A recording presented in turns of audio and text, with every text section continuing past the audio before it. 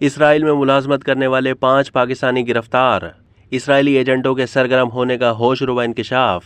F آئی اے نے اسرائیل میں ملازمت کرنے والے 5 پاکستانی ملزمان کو گرفتار کر لیا۔ ملزمان تل ابیب میں بطور ہیلپر اور کار واشر ملازمت سر انجام دیتے رہے۔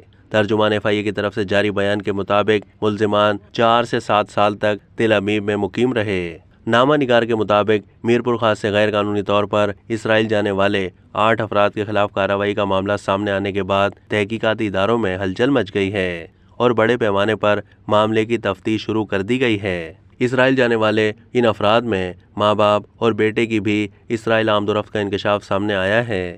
ایف آئی اے حکام کے مطابق پاکستانیوں کو اسرائیل لے جانے کے لیے اسرائیلی ایجنٹوں کے سرگرم ہونے کا بھی انکشاف سامنے آیا ہے۔ ایف آئی آر کے متن کے مطابق دیگر 5 افراد کی طرح کامران اپنے والد عبدالماجد اور والدہ ستارہ پروین کے ساتھ اسرائیل گیا تھا۔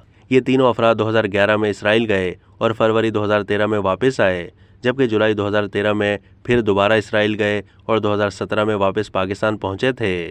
حکام کے مطابق کامران سمیت 6 افراد زیر حراست میں ہیں۔ کامران کی والدہ ستارہ پروین اور والد عبدالماجد پاکستان میں ہی روپوش ہیں۔ غیر قانونی سفر کے لیے تمام افراد نے اسحاق نامی اسرائیلی ایجنٹ کو بھاری رقم دی، جو اسرائیلی شہری بھی ہے۔ ترجمان ایف آئی اے کی طرف سے جاری بیان کے مطابق ملزمان 4 سے 7 سال تک تل ابیب میں مقیم رہے۔